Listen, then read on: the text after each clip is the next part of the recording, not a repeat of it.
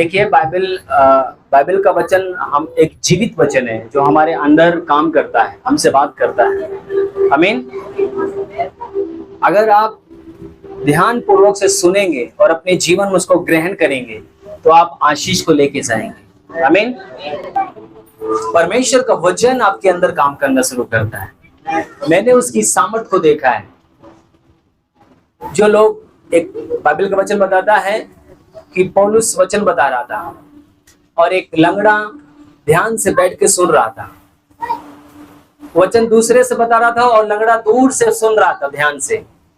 और पौलुस देखा कि ये बहुत गहरे विश्वास से सुन रहा है। पौलुस बोला उठ और खड़ा हो जा। वो लंगड़ा उठकर खड़ा हो गया। परमेश्वर की सामर्थ उसके पैरों में काम करी।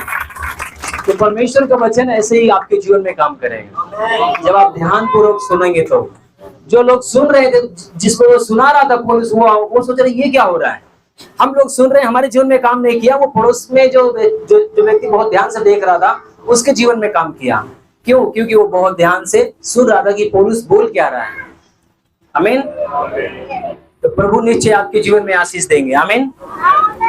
ध्यान रखना, आज इस संसार में जब हम आप चलते हैं तो हमको उलझाने वाले, हमको गिराने वाले, हमको ढकेलने वाले, भरमाने वाले बहुत प्रकार की स्थितियां, हालात, लोग इस दुनिया में हैं। कोई भी आपको उठाकर खड़ा करने वाला व्यक्ति नहीं मिलेगा। कोई भी आपको हौसला देने वाला नहीं मिलेगा। पर एक है जो हमसे आपसे प्यार करता है। वो हमसे आपसे कहता है कि तुम मेरी ओर फिरो तो मैं तुम्हारी ओर क्या करूंगा? फिरूंगा।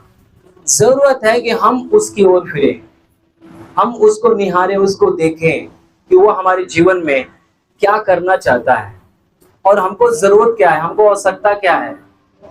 हम आप भागते हैं अपने जीवन में, चारों तरफ भागते हैं। हम सोचते हैं कि पैसा आ जाएगा तो हमको सुकून मिल जाएगा। पैसा आ जाता है, इंसान का सुकून नहीं, समस्या बढ़ जाती है। सोचते औलाद हो जाएगा तो हमारी समस्या चली जाएगी। कई बार औलाद हो जाता है तो औलाद भी हमको सुकून नहीं देता है, परेशान करता है।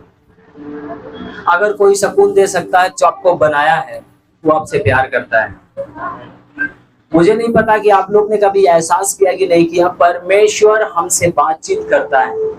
वो अपनी उपस्थिति हमारे बीच में करता है, अपने आप को प्रकट करता है कि मैं हूं।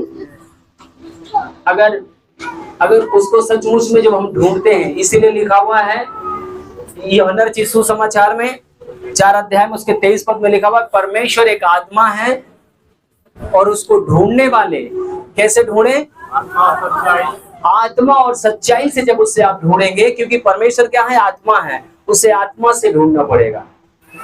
पहाड़ों पर, जंगलों में, कहीं पर सोचो कि वो खोया हुआ तो नहीं खोया हुआ है, उसको आत्मा से पुकारना पड़ेगा। वो आपके समीप आपको स्पर्श करेगा, अब वो आपको महसूस दिलाएगा मैं तेरे पास हूं। आमीन। हालेलुया। उसके लिए अपने आप को निर्मल करना पड़ेगा, शुद्ध करना पड़ेगा, पाक करना पड़ेगा, अपने हृदय को शुद्ध करना पड़ेगा। आइए हम कुछ वचन को हम लोग देखेंगे। निर्गमन की किताब हम लोग निकालेंगे।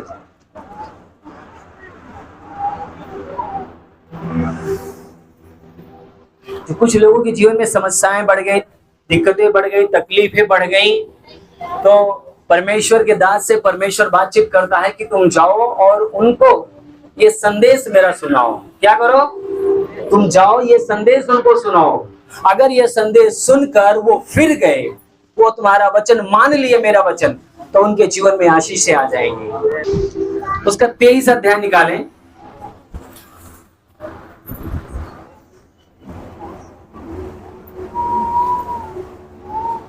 उसका 25 पद से पढ़ें।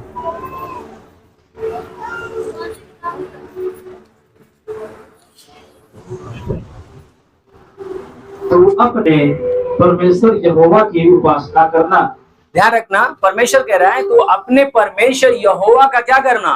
जोर से बोलना, क्या करना? उपासना का मतलब समझ रहे हो कि नहीं? हाँ? क्यों कहा था व्रत, क्यों कहा था भूखा, क्यों कहा था उपवास, है ना? कई शब्द है।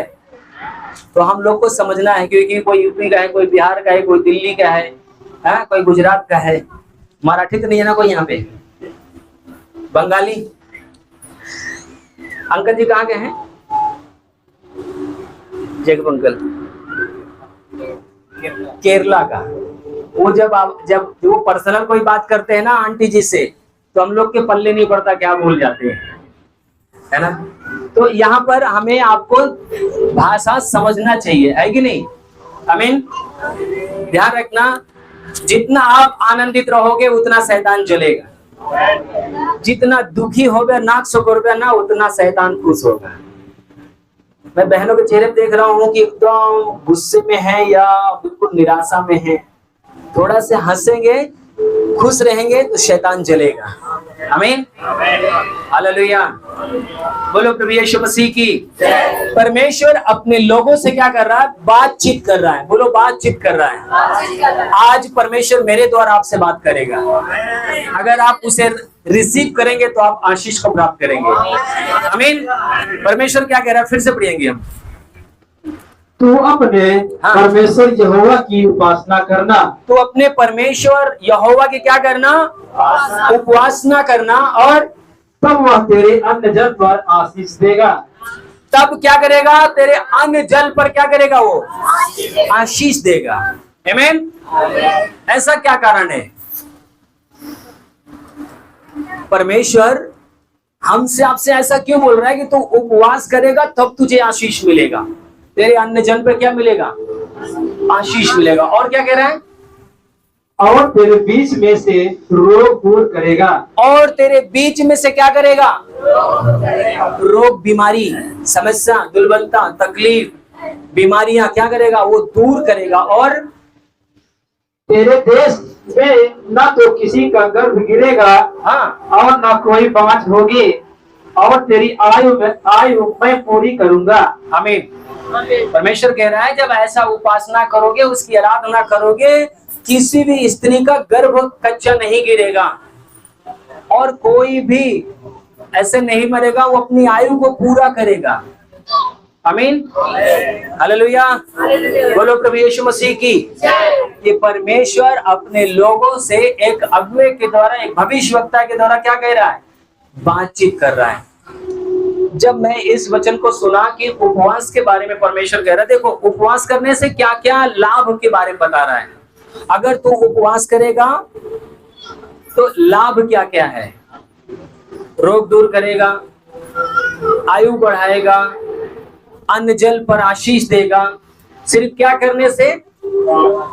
उपवास करने से। हालेलुया। पुराने नियम में भी उपवास के विषय में लिखा है और नए नियम में भी उपवास के बारे में लिखा हुआ है। यीशु मसीह भी 40 दिन निराहार रहा, ना उसने अन्न खाया ना उसने जल पिया, 40 दिन। और शैतान क्या किया? उसकी परीक्षा किया, और उस परीक्षा में यीशु मसीह पार हुआ, सफलता को प्राप्त किया और शैतान को हरा दिया। आमीन। मेरे प्रिय, जब आप कितने लोग कभी उपवास रखा है? उपवास जो कहते भूखा, मुझे नहीं पता कि आपने किसके लिए उपवास रहे हो। कई बार लोग अपने पति के लिए उपवास रहता है, कई बार अपने बेटे के लिए उपवास रहता है, कई बार देवताओं के लिए लोग उपवास रखता है ना? सही है कि नहीं? उपवास कई तरीके का आप लोग ने किया है, पर यहाँ पर बाइबल का वचन कहता है कि तू अपने परमेश्वर यहोवा का क्या करना? किसका करना है? परमेश्वर यहोवा का, मतलब परमेश्वर पिता का, परमेश्वर पिता से उपवास करना है। आज हमें जीवन देने वाला, हमें शांति देने वाला, हमें आनंद देने वाला, हमें खुशी देने वाला सिर्फ एक है, वो परमेश्वर पिता है। आमीन। उपवास का मतलब क्या है? उसका अर्थ क्या है? व्रत रखना। अच्छी बात है, एक ही बात है। उपवास अगर आपको बोल दिया जाए तो उपवास कैसे आप रखेंगे? उपवास का, क्योंकि मैं कई दिन से सोच रहा था, कुछ बहनें मेरे पास, कुछ भाई मेरे पास फोन करके बोले कि भैया उपवास कैसे रखी। ये भोजपुरी अच्छा लगता है। कहा थी उपवास कैसे रखी भैया, खाना खाई कि ना खाई, फल खाई कि ना खाई, सतुआ खाई कि ना खाई, है ना, पूछते कि नहीं। हालेलुया। उपवास। अब मैं आपको थोड़ा सा उपवास के बारे में लेके चलना चाहता हूँ। जब मैं छोटा था, मेरी बहन, मेरी मम्मी जब उपवास रखती थी तो रामदाना का लैया लिया होता है ना, रामदाना के लिए जानते हैं कि नहीं, है? रामदाना का लैया लिया, बटुई में खूब चुरुआई, हम दाएं बाएं देखी, जब ना अम्मा कहूँ चली जाए तो वो सब खाई जाए। बड़ा अच्छा लग रहा था। अब उनका उपवास खूब खूब गुस्साए। तो उपवास का मतलब है कि वो लोग रामदाना का लैया ला रहे थे, उसको उबाल कर खा रहे थे। इसका मतलब है कि पेट शांत करने के लिए कुछ न कुछ उपाय कर रहे हैं। और हम जानबूझ के जो है ना, कहीं हम उपवास है कहे कि वो अच्छा लागे रामदैया के लेना तो खाए। हाँ, कुछ लोग इसके चक्कर में उपवास रहते हैं कि मुझे कुछ खाने को मिलेगा। और अपने बहन से मैं चिढ़ता था, क्योंकि वो पापा से बोलती थी कि सेब लाना, केला लाना, है ना, रामदाना का लैया लाना, ऐसे और कुछ बोलते हैं क्या, बहुत सारा कुछ है। दिल्ली के अंदर भी बहुत सारा लोग उपवास के अंदर हम देखते हैं खाते पीते हैं, है ना, पर ये सब उपवास बाइबल में व्यर्थ है। उपवास तो उपवास है। उपवास का अर्थ है, उपवास का मतलब क्या है, जैसा कि दो बच्चे कोई मेरे पास आओ जल्दी से, इधर आओ एक लोग। अब ये जो है ना परमेश्वर है, ठीक है। अब ये संसार है, समझ में आ रहा है। संसार मतलब दुनिया, मोबाइल, टीवी, गुटखा, बीड़ी, शराब, इस दुनिया में सब कुछ है, लड़की, गाली गलौज, सब कुछ है। समझ रहे हो, बात समझ रहे हो कि नहीं। और ये परमेश्वर है। मैं इसके साथ रहूंगा, मैं मोबाइल भी देखूंगा, टीवी भी देखूंगा, दारू भी पीऊंगा, गाड़ी भी दूंगा, लड़की भी देखूंगा, सब कुछ एंजॉय करूंगा। पर मुझे उपवास मतलब कि अब इसका वास, इसका साथ छोड़कर मैं किसका साथ पकड़ूंगा, मतलब कि अब जब उपवास रहूंगा तो यहोवा परमेश्वर का उपवास रखूंगा। मैं अब मोबाइल का उपवास रख रहा हूं, टीवी का उपवास रख रहा हूं, खाने पीने का उपवास रख रहा हूं, मतलब अब संसार की कोई भी चीज मैं अपने अंदर ग्रहण नहीं करूंगा। मैं सिर्फ जो परमेश्वर की ओर से बाइबल वचन मिला है, मैं इस वचन को अपने अंदर ग्रहण करूंगा और अपने परमेश्वर से बातचीत करूंगा, इसके साथ वास करूंगा जब तक हो सकता है। सुबह से लेकर शाम 5 बजे तक मैं इसके साथ वास करूंगा। उसके बाद अगर परमेश्वर से मैंने बोला कि प्रभु मैं 5 बजे तक या 6 बजे तक मैं आपके संगति में बैठूंगा, आपके साथ उपवास रखूंगा, आपके साथ बातचीत करूंगा और मैं किसी से कोई मतलब नहीं रखूंगा। 5 बजे के बाद मैंने प्रार्थना करके उसके बाद मैं खाना पीना खा सकता हूँ। समझ में आया। अब ये नहीं कि मैंने उपवास रखा तो फिर फल भी खा लूं, पेड़ा भी खा लूं, और एक तो वो क्या ना आटा भी आ गया है, नमक भी आ गया है ना उपवास वाला, ये सब कुछ नहीं। हमने उपवास हमने सिर्फ परमेश्वर को प्राप्त करना है, हमें ईश्वर के साथ कनेक्ट होना है। आमीन। जब मेरे प्रिय अगर जितने लोग उपवास रखे हैं, पता है उस दिन आपके अंदर एक डर आता है, एक भय आता है। सचमुच में अगर आप परमेश्वर को उपवास रखते हैं तो आपके अंदर एक डर आता है कि मेरे मुख से कोई ऐसी बात ना निकल जाए, मैं ऐसा कोई काम ना करूं, मेरा उपवास टूट जाए। मैं एक उदाहरण देता हूं आप सबको। आपने मुसलमान भाई को देखा है रोजा रखते हुए? पता है जब इस बहन को पकड़ो नहीं गिर जाएगी। पता है जब वो रोजा रखते हैं तो पता है वो अपना थूक नहीं लेते, पता है कि नहीं? वो अच्छा वो क्या बोलते हैं, ढेकार, ऐसे करके ढेकार नहीं ले सकते वो। अगर ढेकार लिए तो रोजा टूट गया। थूक ली ले तो रोजा टूट गया। वो सिर्फ अपने अल्लाह को, ईश्वर को क्या करते हैं, याद करके उन्हीं के साथ वो बने रहते हैं। वो रोजा में किसी से लड़ाई झगड़ा नहीं करेंगे, फालतू काम नहीं करेंगे। पर और भी हम देखते हैं उपवास सिर्फ खाने पीने के लिए लोग कुछ करते हैं। ये सब उपवास से परमेश्वर क्या है, पसंद नहीं है। मसीह का जो मैंने उपवास आपको बताया कि इस प्रकार से हम संसार की चीजें छोड़कर, हम अपने शरीर की अभिलाषा को छोड़कर हम परमेश्वर के साथ जुड़े, क्योंकि हम क्या है, हम एक आत्मा है और परमेश्वर क्या है, एक हमारी आत्मा और परमेश्वर की आत्मा क्या होगी, जब एक होता है तब हम आशीष को प्राप्त करते हैं। आमीन। बैठ जाओ। हालेलुया। आपको समझ में आया कि नहीं? कुछ लोग उपवास रखते हैं, कुछ बढ़िया मसीह जो हैं, पता क्या करते हैं, उपवास के दिन सो जाते हैं, ना आंखें खुली, ना हम गलत देखा, ना गलत बोला। वो उपवास व्यर्थ है। उपवास का मतलब है कि आप परमेश्वर के साथ वास करें। आमीन। आप सिर्फ उसके साथ आप समय व्यतीत करें, आप उसकी आराधना करें, उसकी प्रशंसा करें। रिश्तेदारी नहीं जाना है, नौकरी नहीं जाना है, काम धंधे पे नहीं करना है। उपवास का मतलब है कि आप उसको प्राप्त करें, उसके संगति में जाएं। एक चीज ध्यान रखना, जब परमेश्वर की उपस्थिति आपके जीवन में आएगा तो अपने आप पछताना शुरू करेंगे, रोना शुरू करेंगे, आप खुद पाप से भागना शुरू करेंगे।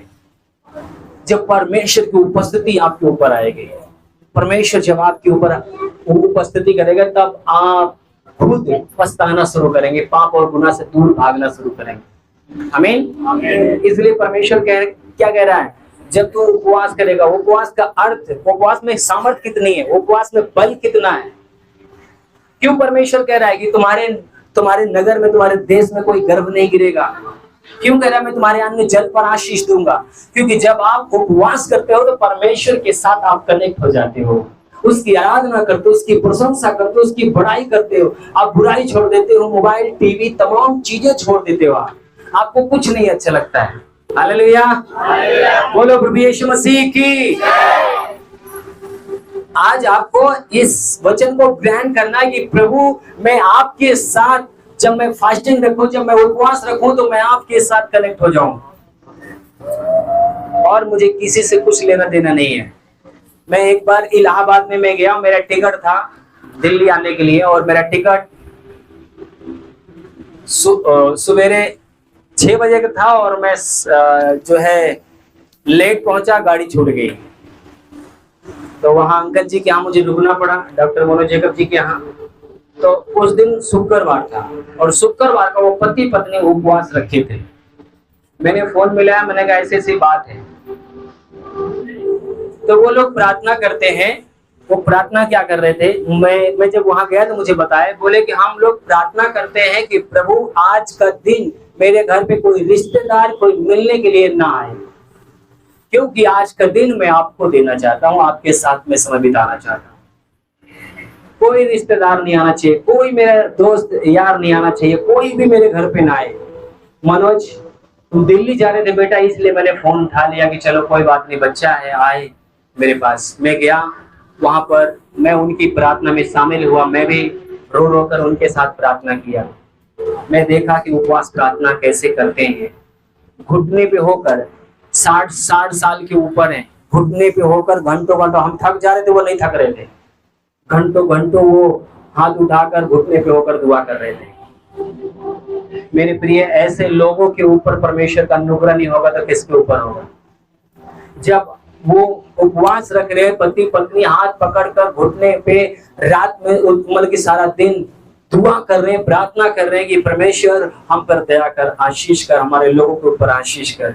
उपवास के साथ किसी से मतलब नहीं। हम लोग उपवास रखते हैं तो पता है जाकर पड़ोस में बात करते हैं, टीवी देखते हैं, मोबाइल देखते हैं।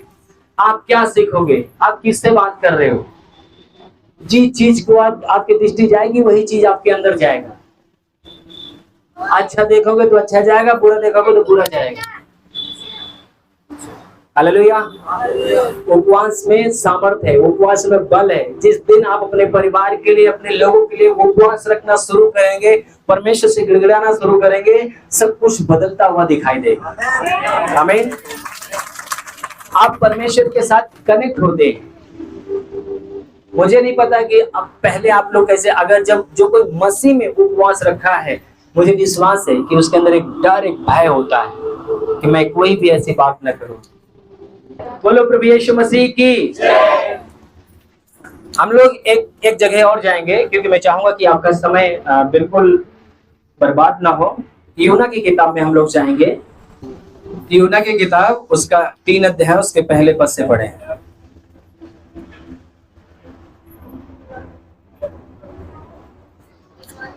तब यहोवा का, उसके ऊपर हेडिंग क्या लिखा हुआ है, ध्यान से पढ़िए। आज्ञा का मानना।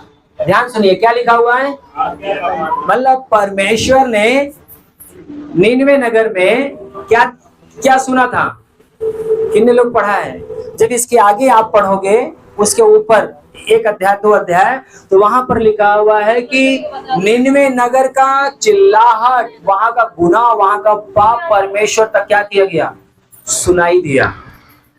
परमेश्वर ने यूना को क्या किया, नीनवे नगर को भेजा।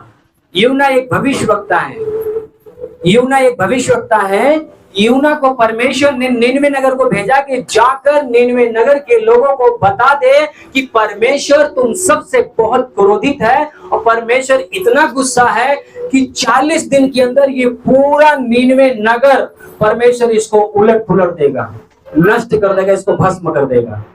जाकर नीनवे नगर में क्या कर, प्रचार कर, उनको आज्ञा दे कि परमेश्वर तुम सबसे क्या है, क्रोधित है। तुम अपने मन को फिरा लो, पापों से तौबा कर लो, तब तुम क्या करोगे, बच जाओगे।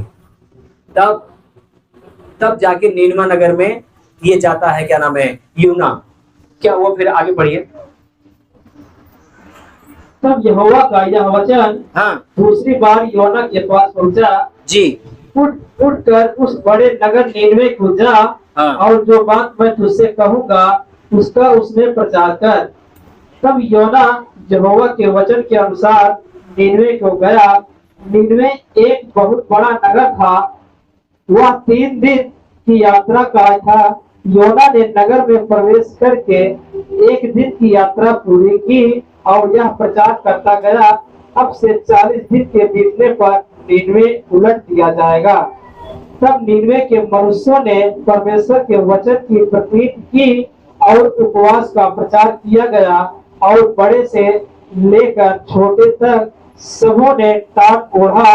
तब यह समाचार नीनवे के राजा के कान में पहुंचा, और उसने सिंहासन पर से उठ अपने राजकीय वस्त्र उतार कर टाट ओढ़ लिया और राख पर बैठ गया।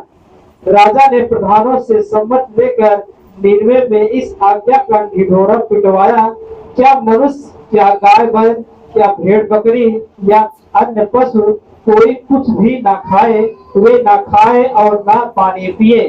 मनुष्य और पशु दोनों टाट ओढ़े, और वे परमेश्वर की दुहाई चिल्ला चिल्ला कर दे और अपने कुमार्ग से फिरे, और उस उपद्रव से जो वे करते हैं पश्चाताप करें।